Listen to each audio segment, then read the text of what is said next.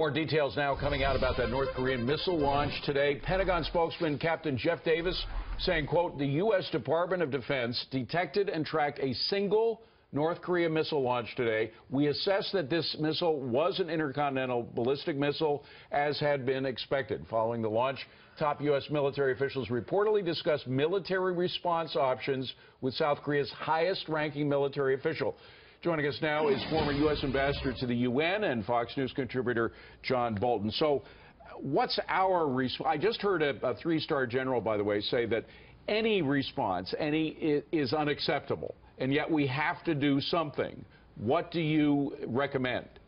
Well, whether it's a three-star general or not, anybody who says a military response is unacceptable says you have to get used to North Korea with nuclear weapons that can kill American civilians. Actually, let me correct that. He didn't say it was unacceptable. He said it was not palatable.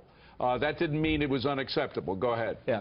Well, I tell you what's not palatable to me is dead Americans. Right. And the fact is, for 25 years, we've pursued a strategy that's tried to link diplomacy with pressure, sanctions, and negotiations in the mistaken belief we could change North Korea's behavior. We have failed for 25 years. That's why we're in an unhappy place now. The diplomatic options, I think, are extremely limited. But an American president is, I think, unfortunately soon going to be faced with the question, if you see another ICBM on a launch pad and you don't know what's under that nose cone and you don't know what direction it's going to be fired in, are you going to take the chance it's not aimed at America? Right. That's the choice we're going to face. We can't take that chance. If we have to decide between hitting that missile and the possibility that Hawaii or even San Francisco could be hit by a nuke from the North Koreans, we got to get the missile. Do we know, can we see enough from our spy satellites about where the missiles are before they launch?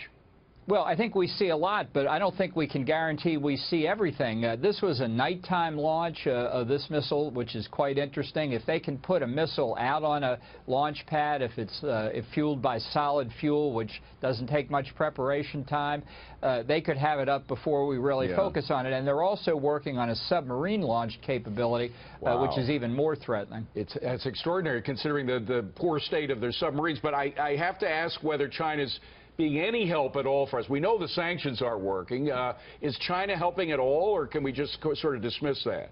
I don't think they have been for 25 years, honestly. I know this is not a popular position, but China says they don't want North Korea with nuclear weapons. They have the capability to stop it from having. They have not done it because they don't think it's a threat. But I think Japan now, looking at this threat, forget the United States for a minute, they're not going to sit by and let it happen. So we're approaching a crisis point. We never should have been at this point. The purpose of statecraft is to take incipient threats and make sure they don't become real. That's been an American failure through 3 administrations in 25 years. Ambassador, I want to talk to a situation a little closer to home, the chaos in Venezuela, south of the border. The country's President Maduro staging a vote on this Sunday to rewrite the country's constitution. A number of polls showing support for the measure as low as 20%.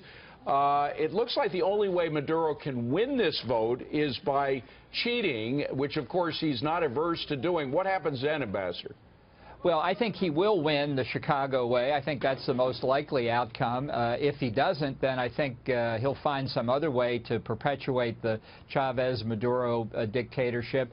The opposition's in very difficult shape. The United States has imposed some sanctions. Look, I think it's ridiculous to pretend that the Maduro regime has any legitimacy as a democratic government. I think we ought to be working with the opposition, taking their lead, but giving them any assistance we can to overthrow this government and try and get back to a representative government in Venezuela. It's just been a tragedy to watch this country tear itself apart because of Chavez and Maduro. Now, some people say if we did that, that'd be nation building, but we got to say the opposition is very experienced at governing. They control the Congress. That's why Maduro wants to dissolve the Congress. So if we do help the opposition, it might be more like what happened in Eastern Europe than what happened in Iraq, right?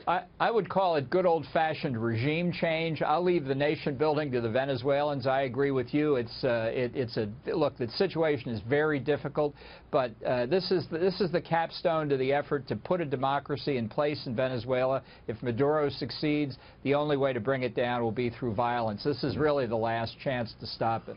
What a world this president has been left with, huh? It's all Exactly. all over the globe. I haven't seen anything. It's even worse than after Jimmy Carter, because Jimmy Carter only had one term. I mean, this is really disastrous. As you know, in Venezuela, the Maduro regime is advised and directed by Cubans, courtesy of the Castro brothers. Absolutely. John Bolton, great to see you, John. Thank you very much. Appreciate it.